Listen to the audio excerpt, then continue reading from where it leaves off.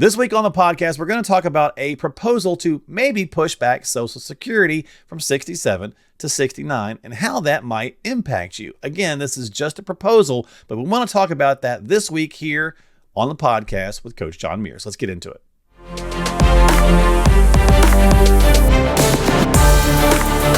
In football, the red zone is where a team has to make small adjustments to ensure victory. As you approach retirement, you also need to make small adjustments to ensure success. This is the Red Zone Retirement Program with registered investment advisor and enrolled agent John Mears of Mears Money Management. Hey everybody, welcome into the podcast. Thanks for hanging out with Coach and I had to do that intro like 3 times because I couldn't talk for some reason today. But John and I are going to talk about this interesting conversation. Coach, this is just, we want to stress this a couple of times throughout the podcast. Right this minute, this is just starting to investigate the impacts of doing some things with Social Security because look, it's going to have to happen. And we're going to highlight some of the reasons why things are going to have to change, but we don't want to freak anybody out right this minute. They're not doing this. This is not law. It's just investigation, I guess, right? It's a great topic because everybody's always asking me, what are they going to do if they run out of money? All that kind of stuff. So people are aware, the general public, the politicians aren't. They're still trying to win votes by lying to people, but they only care about today and yesterday. They don't care about absolutely. They're going to every politician is going to try to kick the can. But once the reality hits, something that has to be done. And I'd really like this report kind of goes through some different ideas about what can be done, mainly raising the Social Security age for full retirement age, and then we're going to talk about a couple other things on this, which may kind of work its way in as well. Okay. All right. So we'll set the stage and set the table a little bit here. So think about this. Just a couple of years ago, we saw a lot of rioting in France for like 30 plus days or whatever. They moved the pensioner program back from 62 to 64. I don't know the parameters. I just know that was the headlines about why everybody was upset. And people are rioting were, young kids or whatever who aren't even retiring for 40 years, but whatever. But again, think about our own Secure Act changes, moving ages back for RMDs. Longevity is the problem and amount of people here, right? So this Congressman Brendan Boyle, and we'll put links to some of this stuff in the show notes this week if people would like to check it out, asked the Congressional Budget Office to provide information about the effects, again, asked, not done yet, about the effects of increasing full retirement age, to your point, the FRA, from 67 to 69. So let's dive in and break it down a little bit. Let's talk about a couple of the key points, Coach. So what's kind of the breakdown on the age deal, like the proposed increased level? Kind of highlight that for us a little bit, please. So they're talking about raising the age from 67 to 69, and it's going to be actually fairly sooner than I thought that. Well, Me this too. Proposal. I thought when they made this change, it'd be like people born in 1980 or after. Correct. So they made this with people born actually in the 60s and then kind of push it back. I actually barely make the cut here, but it's something that they're talking about doing soon. When they did the changes, was it back during the Reagan era when they pushed it back? They made it basically anybody that's turning 18 now wouldn't have to deal with the we're experiencing now, where the full retirement age is being pushed back from, again, 65, 66, 67, and just kind of gradually pushed back. And it's 67 in 3 months, and I won't get into all that. So the incremental thing that we're doing now, they're just considering pushing that. So like if you are, 66 and 67, right? You have those incremental things. They would be doing that between 67 and 69, basically. Correct. And then at 69, I think if you're born 1972 or after, you'd have to wait till 69 to get the full retirement age. Yeah. Okay. Yeah. So they're talking about, start with people that are born in 65 and working back in 1972. So they're seeing the increments. And I was born in 1963, so I'm just barely under that cut. I'm born in 71. So like I'm in that incremental thing. My wife is born in 75, so she'd have to wait till 69 as an example, right? Yes. So, and the reasons behind this, as we all know, I think everybody listening to this podcast are fairly, informed people, and we've all heard the old statement that when they first introduced Social Security, age 65, the average life expectancy was age 69. This was obviously nearly 100 years ago. Now life expectancy is 78, 79 years old. Even after the pandemic, it's still pretty high. 82, 84, 85. Yeah. Yes. And more people, statistically speaking, if you're married and you get to age 65, one of you is going to live to 90. So it's really pushing further back. It's probably more like 75% of people, if you get to age 65, one of you is going to live to 90. But again, Right. the odds are we're going to live longer. So that's Right. really the important thing here. And so they're really kind of studying this. Really, can we push it back? There is the Band-Aid method, which this guy's kind of suggesting here.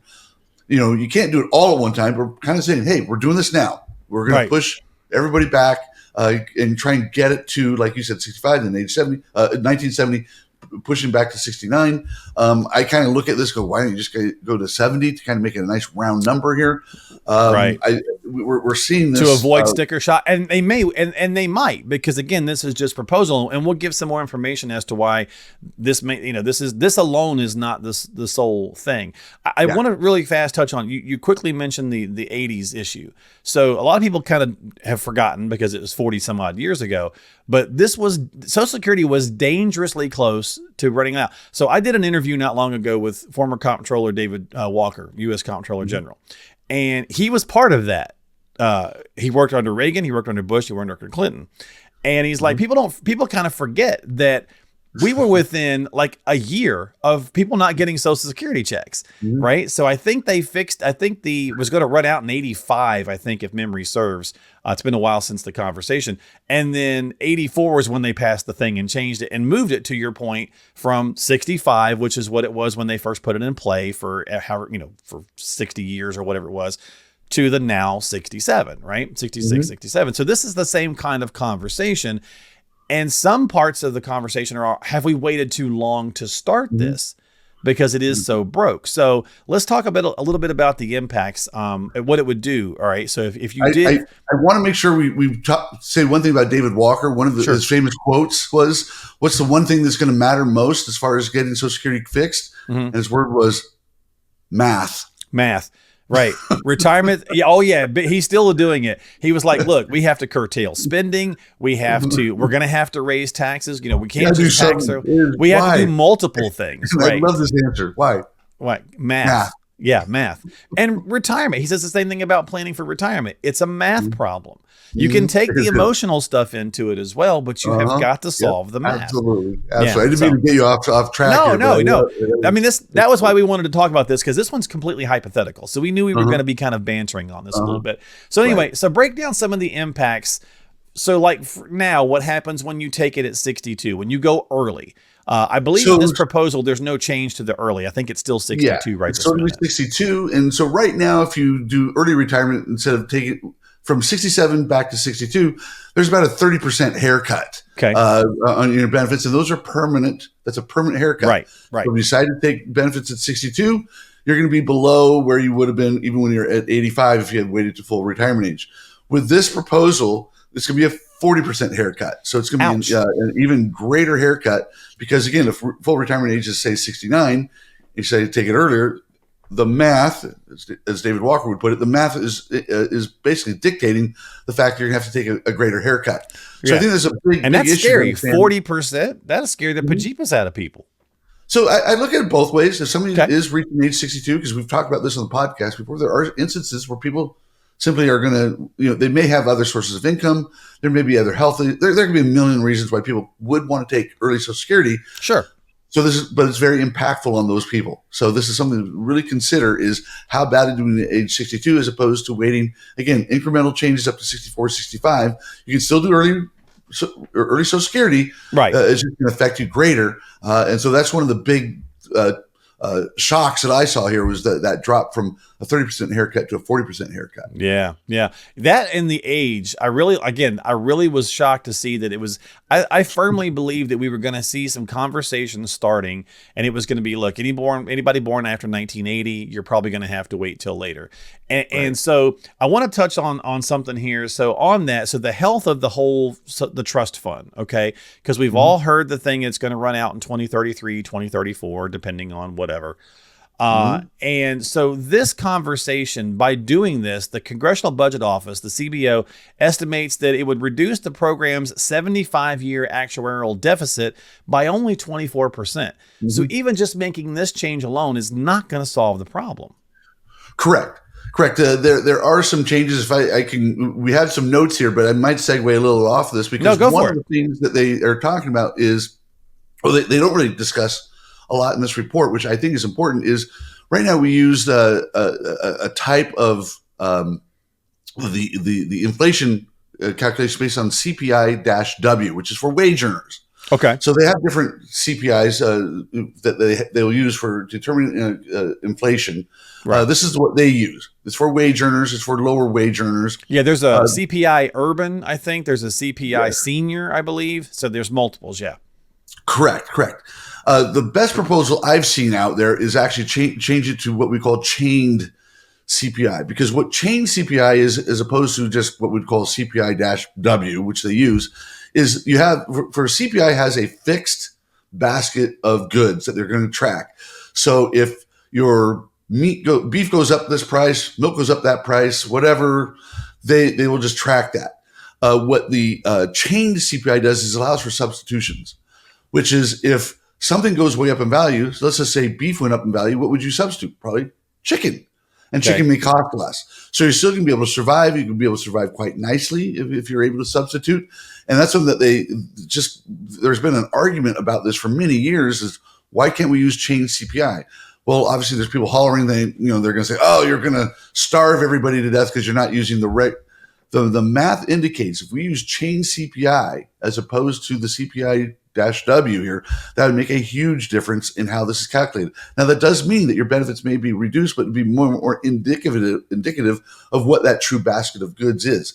I will stand by the fact that Social Security should not be your only source of income as a retiree. However, that is a reality for many people. So there's a broader discussion outside of Social Security we need to have. But as far as Social Security is concerned, if we're trying to keep it solvent, we probably need to also change the metrics that we use within it to track inflation. That's a great point, right? And that's stuff that this is just starting to have this conversation. Now we're in 2024, let's just say if the trust fund runs out in 10 years, hey, kudos for the fact to this congressman for even floating this, because typically it's the third rail of politics and nobody wants to touch it. Absolutely. We have the two candidates right now that argue back and forth about, a couple of things on Social Security, but they never really talk about how to fix the math problem. And none of them do. They haven't for years.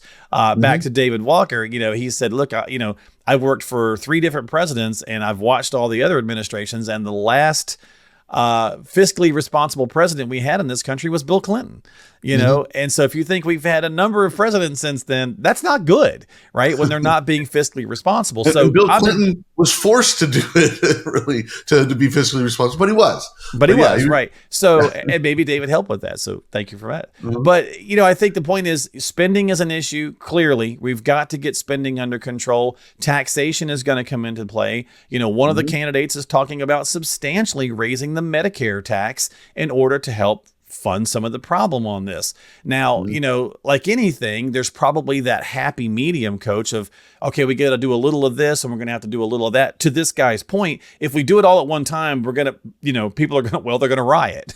Just go back to France, right? Yes. Yeah. And raising the Social Security wage base is always one of those, for years, they weren't touching that really. They have done that for the last 15 years, continually, I won't say aggressively, but incrementally increasing the Social Security wage base. Again, I'm as against taxes as anybody, but that is probably a way where they can also, on the margins, without having to raise Social Security taxes technically, which is 12.4%, 6.2 by you, 6.2 by your employer.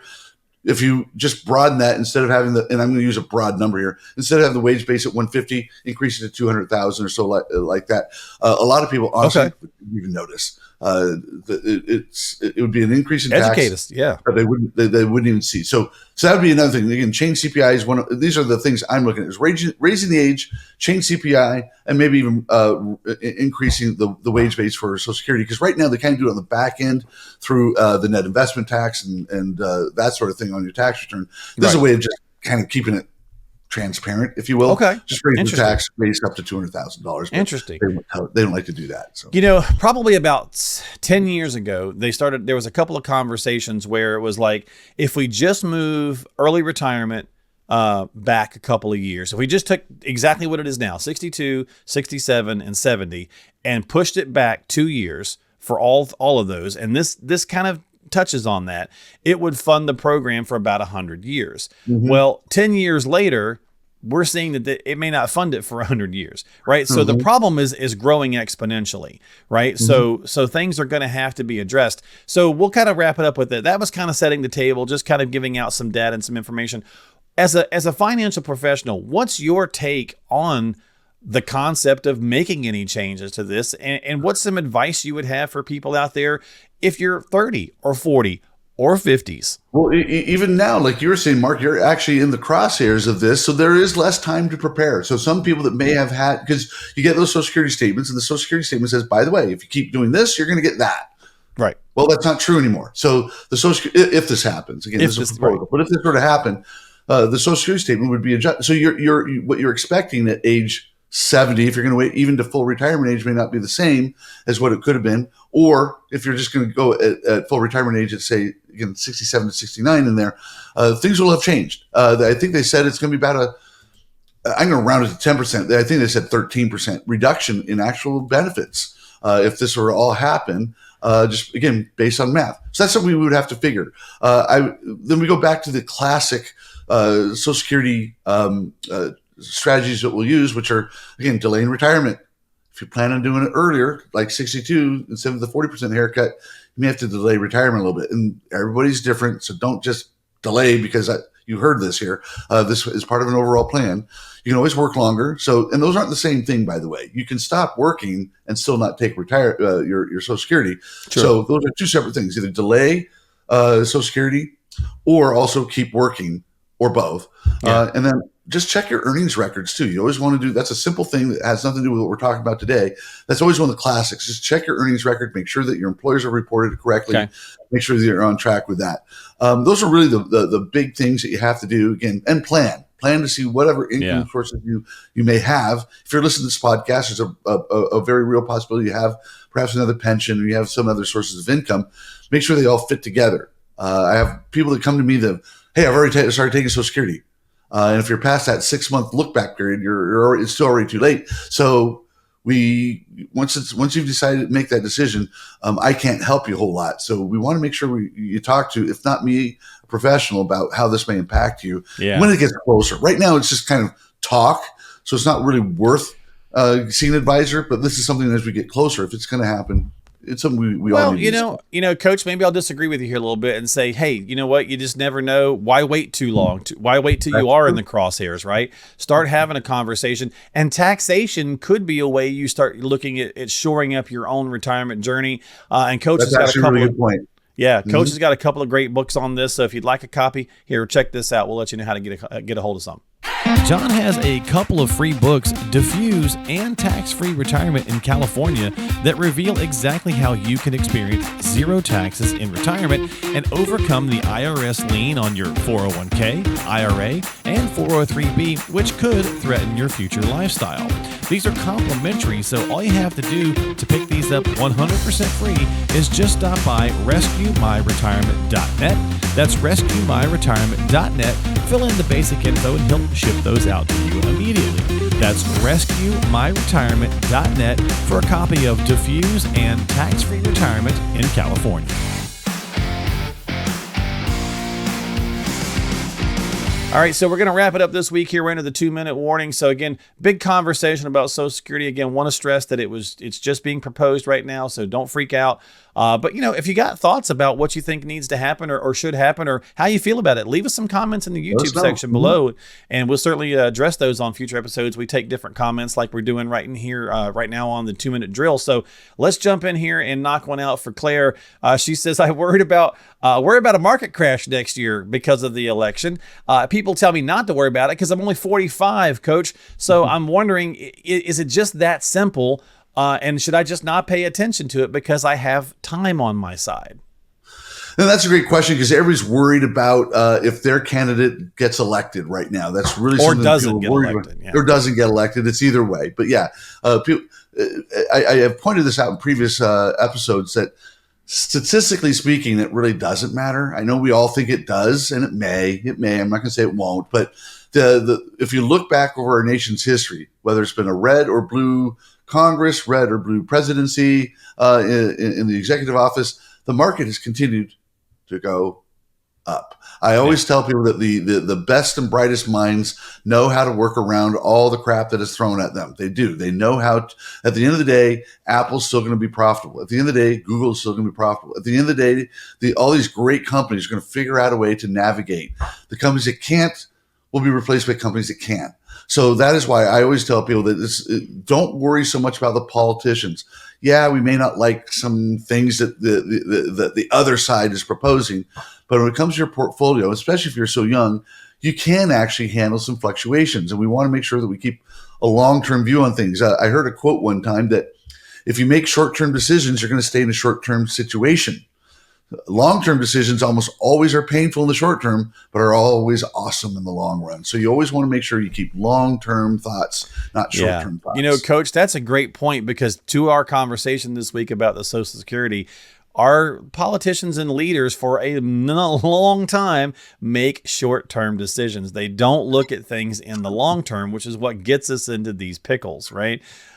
So maybe the fact that they're starting to look at some of this stuff could be beneficial. And yeah, I think the same thing, you know, when you're talking about this based on your age, and if we do have dips and downturns, whether it's election based or any other reason, that's when you can kind of, especially when you got time on your side, you can buy at the low, right? You can dollar cost average and so on and so forth. So there could be positives. I get the panic. Everybody's a little nervous about what's going to be happening, but a sound strategy, Coach, is really going to help you kind of figure out what you should be doing. So at 45, there's really no reason not to talk to a financial professional, right?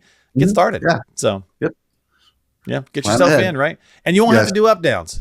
So I'll make you run laps maybe, but all right, there you go. Well, thanks for the question. Thanks for hanging out. Look, again, if you're interested and concerned about this, we're going to have some links in the show notes to some of the parts of the article or some of the parts of the report on the Social Security proposed changes. So check those out. Don't forget to reach out to Coach. Get on the account if you need some help. We're going to have a bunch of links in the show notes, descriptions and stuff. So make sure you go dig into all that good stuff there, and subscribe to us on Apple, Spotify, or YouTube. Hit the thumbs up and ring that notification bell for new episodes. And we'll see you next time here on Red Zone Retirement Program, Simple Investing, Smart Future. Coach John Mears. We'll catch you later.